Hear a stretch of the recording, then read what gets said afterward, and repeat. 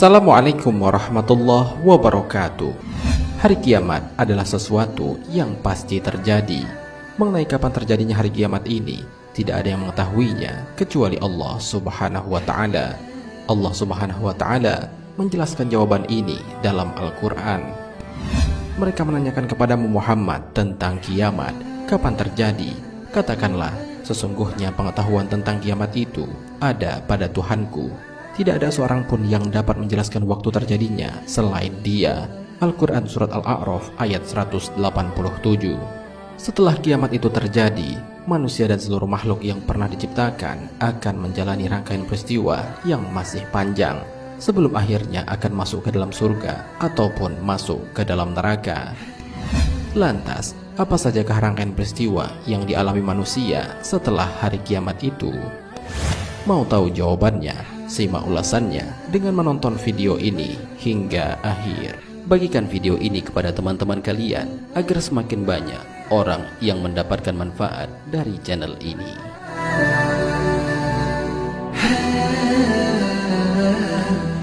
Pertama, Yaumul Ba'ats. Yaumul Ba'ats adalah hari dibangkitkannya manusia dari alam kubur atau alam barzah. Pada saat ini, seluruh manusia yang telah meninggal dunia akan dibangkitkan oleh Allah Subhanahu wa Ta'ala guna mempertanggungjawabkan amal perbuatannya selama hidup di dunia. Hal ini sebagaimana Allah Subhanahu wa Ta'ala jelaskan dalam Al-Quran. Dan sesungguhnya hari kiamat itu pastilah datang, tak ada keraguan padanya, dan bahwasanya Allah membangkitkan semua orang di dalam kubur. Al-Quran Surat Al-Hajj ayat 7.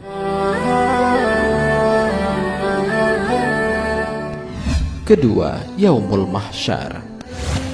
Setelah dibangkitkan dari alam kubur, seluruh manusia dihimpun pada suatu tempat yang bernama Padang Mahsyar atau Padang Mauquf, yang berarti tempat berhenti sementara. Pada hari itu, seluruh manusia dikumpulkan sebelum diadili atau dihisab. Manusia saat itu mengalami kepayahan karena matahari didekatkan hingga manusia dibanjiri oleh keringatnya sendiri. Namun, Allah Subhanahu wa Ta'ala memberi pertolongan kepada 7 golongan yang dinaunginya pada saat itu. Allah Subhanahu wa Ta'ala berfirman dalam Al-Quran, "Dan ingatlah akan hari yang ketika itu kami perjalankan gunung-gunung, dan kamu akan dapat melihat bumi itu datar, dan kami kumpulkan seluruh manusia, dan tidak kami tinggalkan seorang pun dari mereka." Al-Quran Surat Al-Kahfi ayat 47. Rasulullah SAW bersabda, ada 7 golongan yang akan dinaungi oleh Allah dengan naungan arsy-Nya pada hari di mana tidak ada naungan kecuali hanya naungannya semata. 7 golongan itu adalah imam atau pemimpin yang adil, pemuda yang tumbuh besar dalam beribadah kepada Allah, seseorang yang hatinya selalu terpaut pada masjid, 2 orang yang saling mencintai karena Allah, di mana keduanya berkumpul dan berpisah karena Allah, seorang laki-laki yang diajak berzina oleh seorang perempuan yang cantik rupawan, lalu ia berkata, "Sungguh aku takut kepada Allah."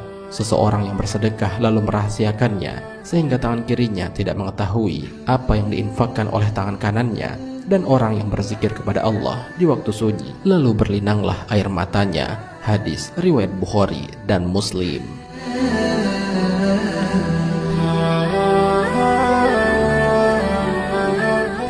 Ketiga, Yaumul Hisab. Yaumul Hisab adalah hari perhitungan amal baik dan buruk manusia saat hidup di dunia. Pada saat ini, semua bibir terkunci rapat dan anggota tubuh yang bersaksi kepada Allah Subhanahu wa Ta'ala. Hal ini sebagaimana Allah Subhanahu wa Ta'ala berfirman dalam Al-Quran, "Pada hari ini kami tutup mulut mereka, tangan mereka akan berkata kepada kami, dan kaki mereka akan memberi kesaksian terhadap apa yang dahulu mereka kerjakan." Al-Quran Surat Yasin ayat 65.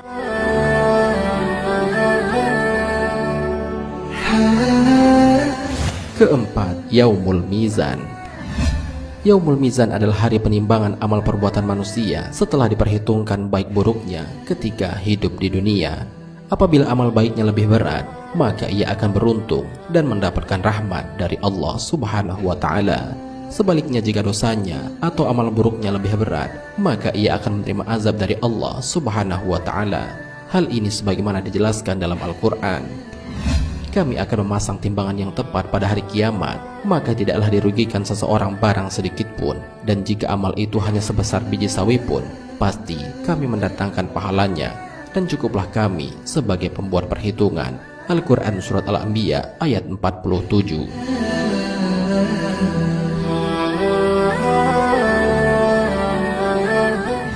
Kelima, Ita'ul Kitab. Ita'ul Kitab adalah pemberian buku catatan amal manusia. Ketika lembaran catatan amal dibagikan, seluruh manusia berlutut menanti panggilan untuk menghadap Allah, Rabb semesta alam. Hal ini sebagaimana dijelaskan dalam Al-Quran. Dan pada hari itu, kamu lihat tiap-tiap umat berlutut, tiap-tiap umat dipanggil untuk melihat buku catatan amalnya. Pada hari itu kamu diberi balasan terhadap apa yang telah kamu kerjakan. Al-Quran Surat Al-Jasiyah ayat 28.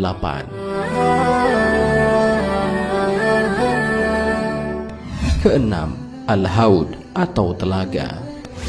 Di padang mahsyar, setiap nabi memiliki telaga untuk memberi minum umatnya.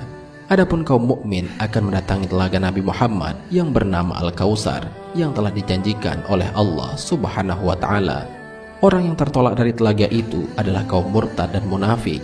Pendapat lain menyatakan orang yang tertolak adalah ahli maksiat dan pelaku dosa besar. Allah Subhanahu wa Ta'ala menjelaskan keistimewaan telaga Al-Kautsar dalam Al-Quran. Sesungguhnya kami telah memberikan kepadamu nikmat yang banyak, maka dirikanlah sholat karena Tuhanmu dan berkorbanlah. Sesungguhnya orang-orang yang membenci kamu dialah yang terputus. Al-Quran Surat Al-Kautsar ayat 1-3.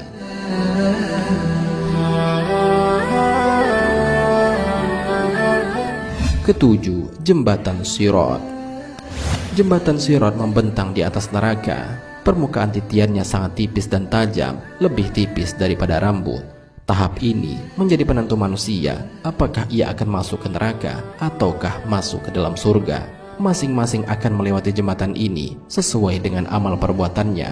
Ada yang melewatinya secepat kilat, secepat angin, terbang, berlari, dan ada juga yang merangkak, bahkan terjerumus ke dalamnya.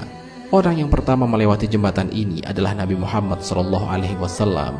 Beliau tidak langsung masuk ke dalam surga, tetapi menunggu umatnya sambil mendoakan, "Ya Allah, selamatkan, selamatkan." Allah Subhanahu wa Ta'ala berfirman dalam Al-Quran, "Kemudian kami akan menyelamatkan orang-orang yang bertakwa dan membiarkan orang-orang yang zalim di dalam neraka dalam keadaan berlutut." Al-Quran Surat Maryam ayat 72.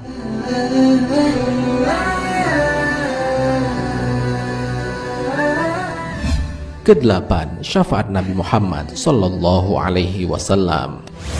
Ketika manusia menjalani perhisaban oleh Allah Subhanahu wa Ta'ala, ada seorang hamba Allah yang diberikan kekhususan untuk memberikan syafaat atau pertolongan kepada manusia. Beliau adalah Nabi Muhammad Sallallahu Alaihi Wasallam. Syafaat yang dimaksud ialah memohon kepada Allah untuk kebaikan para manusia di akhirat. Syafaat ini termasuk dalam golongan doa yang mustajab atau dikabulkan. Di antaranya adalah syafaat uzmah atau agung. Dan syafaat ini khusus bagi junjungan Nabi Muhammad Sallallahu Alaihi Wasallam sendiri. Syafaat uzmah yang beliau lakukan itu agar manusia dapat beristirahat dari kesengsaraan dan kesulitan yang diderita di padang mahsyar. Allah akan mengabulkan permohonan beliau. Orang yang akan diberi syafaat itu tentulah orang yang diridhoi oleh Allah dan juga dicintai oleh Allah Subhanahu wa Ta'ala.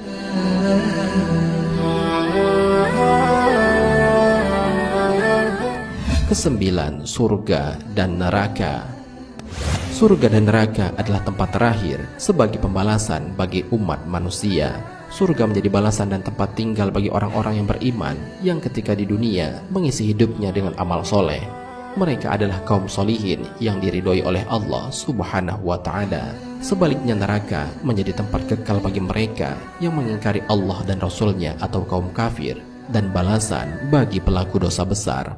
Allah Subhanahu wa Ta'ala berfirman, orang-orang kafir dibawa ke neraka jahanam berombong-rombongan. Al-Quran Surat Az-Zumar ayat 71. Dan orang-orang yang bertakwa kepada Rabbnya dibawa ke surga berombong-rombongan pula. Al-Quran Surat Az-Zumar ayat 73. Demikianlah rentetan peristiwa setelah hari kiamat yang diterangkan oleh Allah Subhanahu wa taala dalam Al-Qur'an maupun hadis Nabi Muhammad sallallahu alaihi wasallam. Semoga Allah memberi taufiknya kepada kita dan berkenan menyelamatkan umat Islam dari huru-hara pada hari kiamat dan kesulitan di padang mahsyar. Amin ya rabbal alamin. Wallahu a'lam bishawab. Jika terdapat kesalahan dalam penyampaian ini, admin mohon maaf, dan itu merupakan kesalahan dari admin sendiri. Jika ada benarnya, itu adalah dari Allah Subhanahu wa ta'ala. Semoga bermanfaat. Wassalamualaikum warahmatullahi wabarakatuh.